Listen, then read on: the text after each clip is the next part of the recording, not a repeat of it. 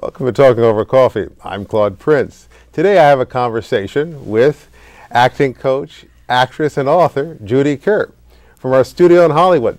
Join me today on Talking Over Coffee. Welcome back. Joining me is a legend here in Hollywood. Here we have Judy Kerr with us. Thank you so much for joining me, Judy. Well, thank you for asking me. So I want to get started with this introduction, and I'm going to read from the back of your book to give this introduction. Quote, a wonderful introduction to the world of showbiz, close quotes, Jerry Seinfeld. First-rate primer, excellent refresher course, close quotes, Jason Alexander. Quote, this is good. Judy, this is good. Close quotes, Julie Louis-Dreyfus. From Seinfeld, of course. Judy Kerr, acting coach, actress, dialogue coach on Seinfeld, has taught, nurtured, and guided the success of hundreds of actors. She shares a lifetime of techniques and tricks of the trade, everything you need to develop your talent, your career, your life. It is a pleasure to have you, Judy Kerr. Welcome to our broadcast today. Thank you. That sounds so impressive. Well, I mean, I said, what other better way to introduce you for the back of your cover? And it helps in selling your books, of course, as well. Right.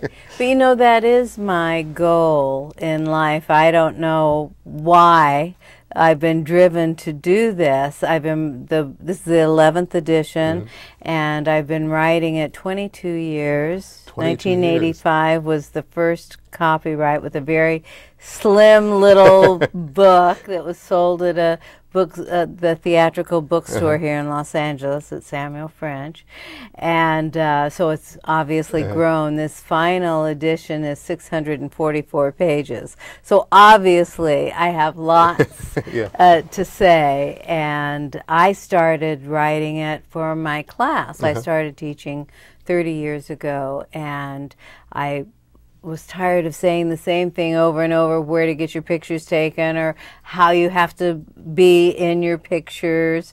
And this is your marketing tool. It isn't just a model picture or your high school graduation picture. It has to be something special. So that's how the book came about. Well, it's a fascinating book, and we're going to get right into it here. And I wanted to read some quotes here. You said, quote, fear is usually what stops us from trying something new. Learn how, act as if you are not afraid. Develop and value your beginner's mind. You can't be good right off the bat. Acting is a craft, close quotes. Can you explain? Well, first of all, to be driven to want to act is something that's inside you, be it your soul or your mind. I don't know where it exists. I just know it does. And if you have that little knot in you that's driving you to live your life as an artist, then you want to become the best artist that you can be, and you can't do that without failing. So you have to keep trying. Someone asks you to do a walk-on in their student film, or they ask you to do a small scene in the play they're doing, or they're shooting something on their home video and they want you to do something. You have to be willing to jump in and do it, and to study and find out how to take this craft, because acting is a craft. It is acting as if, it's using your life experience, it's using imagination. The name of the book is Acting is Everything, and that's very purposeful, because it's everything you do, it's everything you hope to be, it's everything you have been. It's a violinist has an instrument, or any musician has an instrument to play. All we have is our voice, our body, our thoughts, our very essence and being of who we are. And as actors, it's very important to always be learning new things, always be adventurous and curious, and that beginner's mind. The moment that we lose our beginner's mind, our acting just takes a nosedive, because if you already know how to do it, if you already know everything that there is to be known about a certain subject, then you lose the curiosity. And that's what the camera loves about us. He's kind of getting at the curiosity. Right, is to look in and see what are they thinking.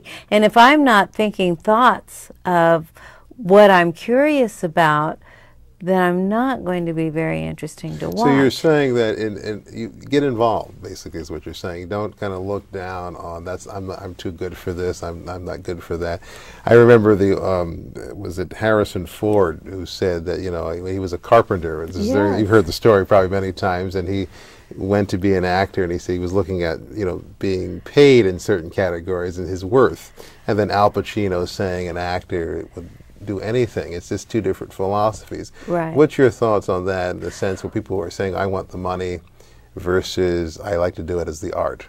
Well, if they want the money, I say go to medical school and put in your hours and your things, and you'll probably make a lot of money. I don't know that acting can be, or any artistic life. Mm-hmm. It's just two different things. It's why most actors or most artists, they will all say, I'm not that good at business. It's two different strains of your mind, be it right or left brain or whatever it is. It just, an artist is living to create. And whether that's they create a lovely little moment where they're on CSI and they say, I'll take 3 burgers, and because it's a hot dog stand or whatever, or McDonald's, and then they're off. Mm-hmm. And so they create that person of doing that. And maybe SAG minimum is $700 a day, so they make $700 to do that. And which is not that bad today. Right? Well, but how many jobs do they get in a year? It's nothing to live on. No. And so actors, for the most part, I don't even know how to tell someone to choose acting to make a good living. I think if you want to be famous, I think you should do a reality show. Those people seem to be... Well, that's the trend kind of in Hollywood now. Yeah, they seem to be getting famous, if that's what you want. Uh-huh. But if you really, if you're just dying and so eager to create, then you must find those places to create for yourself, whether it's gathering 3 or 4 friends in your living room, and on the web you can find free scripts and monologues and all kinds of acting tools. Mm-hmm. And gather those people in your living room and run off scripts, hand them off, and read. Find and say, well, you be the coach tonight. Mm-hmm. And tell me if this looks real. Because bottom line, the script has to look, those words on the script has to look like they are words that you are living. Mm-hmm. that role, that you are talking. If you're talking to someone as if they betrayed you, again, that as if, mm-hmm. then it better look like you've been betrayed. And how am I going to go on with the rest of my life if you would treat me like that? So it better seem real, or else the audience doesn't want to watch. Yeah, it's just believable. I mean, this is such a crash course here in your book.